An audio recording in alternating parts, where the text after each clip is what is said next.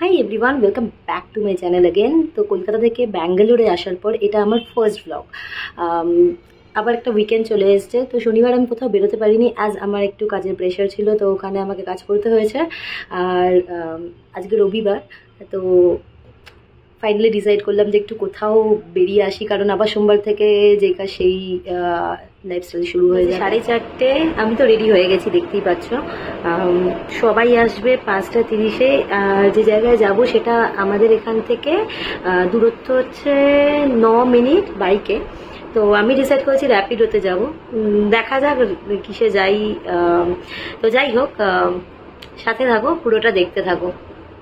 Finally আমি র্যাপিডোতেই বেরোই, আর 5:30টায় বেরিয়ে মোটামুটি 5:40-এর মধ্যে ওখানে পৌঁছে যাই। আর বাইরে দাঁড়িয়ে আরেকটা বন্ধুর জন্য ওয়েট করছিলাম, কারণ ওর আসতে একটু দেরি হচ্ছিল আর একটু দূরেই থাকে।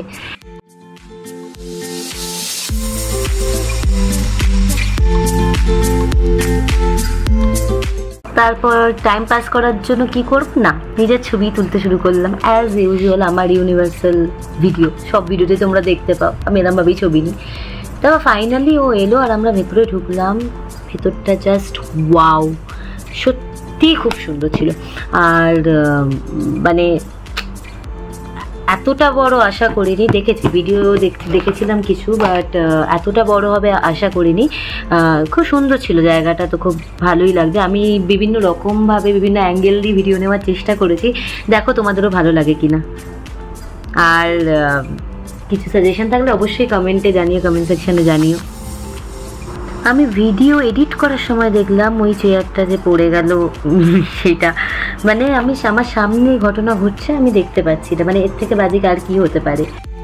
কিছু না কিছু মজার জিনিস হবেই। আগের ভিডিওটা তোমরা যদি লক্ষ্য করে দেখো, মোনালিসা রেডবুল খাচ্ছে, আবার এখানে এইসব হচ্ছে, কিছু না কিছু হবে। মানে আমি যেখানে যাবো আর কিছু হবে না, এটা হতেই পারে না। এটা আমার কথা না, এটা আমার খুব কাছের একটা বন্ধু এই কথাটা বলে যে আমি কোথাও যাব আর কিছু ঘটনা ঘটবে না, এটা পসিবলই না। আর আমি প্রাউড ফিল করে ব্যাপারটা বলছি না, ব্যাপারটা খুব এম্বারেসিং। মানে যেখানে যাই কিছু না কিছু হবে, এইটা আমি কিছু করিনি, সেটা একটা জিনিস ভালো। বাট যাই হোক, মানে আমি ওটার সাথে আর কি রিলেট করে নিই।